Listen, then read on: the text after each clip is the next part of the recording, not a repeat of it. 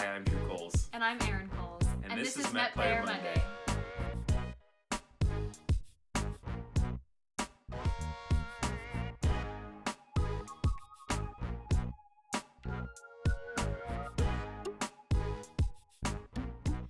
Today we'll be talking about travel. So if you are getting married in a location where the bands you are looking at or a band you're looking at is not located in that general vicinity, you might need to think about travel. So there might be some sort of travel fee or accommodations that you might be responsible for taking care of for your band if they're not based in that area. So first and foremost, you need to find out if your band is even willing to travel to you, because that is important. Yes, and very then important. second, if they are willing to travel to you and able to travel, what that travel might look like and what you might be responsible for paying for it.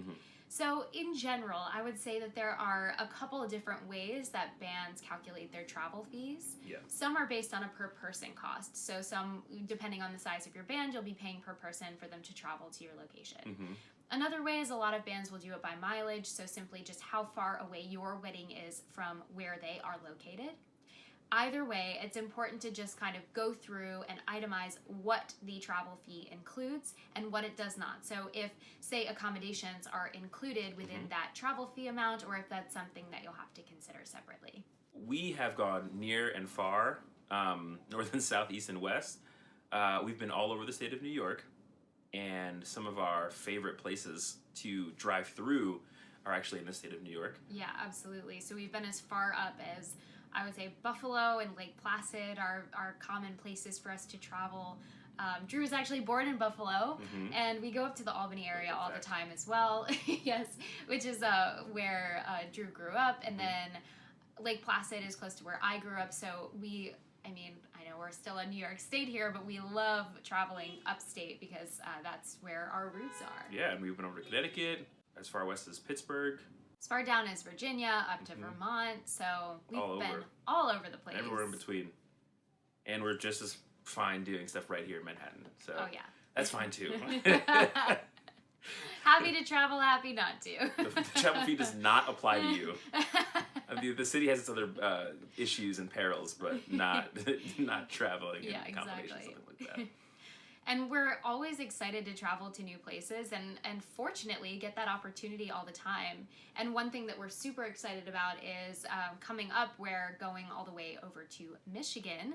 And we're doing that because we have a family member of a former couple of ours who saw us at that couple's wedding and hasn't stopped thinking about us since, and said the only thing they cared about for their wedding was making sure that the Metropolitan Players were there. So they're getting us all the way out to Michigan and back, which is going to be amazing. Yeah, it's going to be so much fun. So another good thing to ask the band when you're sorting out travel details is if the band travels together. I mean, that's our practice simply because we don't want anyone to show up late. And it's very common for musicians in the city, with the caliber of musicians that we have, to not necessarily have their own car. And we don't want to burden the musicians with renting cars on their own, so we rent them as a company, and then we bus the musicians together from a mutual meeting location here in Manhattan to the venue.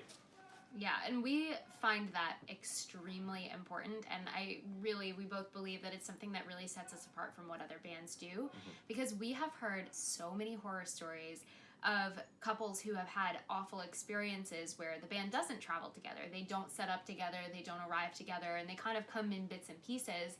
And then by the time some have shown up just after being caught in traffic or whatever, are either like 5 minutes ahead of when they're supposed to start playing, or even late to after the band has already started playing, which is just, that gives us heart palpitations. It's terrifying for us. So we really want to make sure that not only do we come together, but we arrive extremely early. And if that means in certain cases, as we're talking about travel, if the wedding is far away, there are plenty of circumstances where we'll leave the night before just to make sure that we're giving ourselves plenty of time for any mishaps like traffic or anything running behind or late, so that we're still there with plenty of time and that everyone is there exactly at the same time. So just to wrap up here, we have a few pieces of advice for you to remember as you're talking to your bands about travel. So first and foremost, find out if your band even travels to your location. Definitely And important. if they do, find out if there's a travel fee associated and how that is broken up. So whether that is based on a per musician cost or mileage, find out what that is, and then find out what that includes. And then last but not least, find out if your band travels together or separately, because that is super important for your comfortability for the day of your wedding. And our goal is to make sure that you feel no stress the day of your wedding and can just enjoy.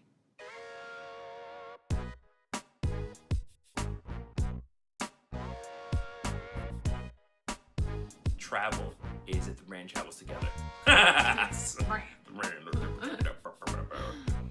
You beat me to my own point later. I told you I wanted the same one. Any means necessary. Take it from you. Like I'm not even here. Just act like you can't even see me. Okay, great. So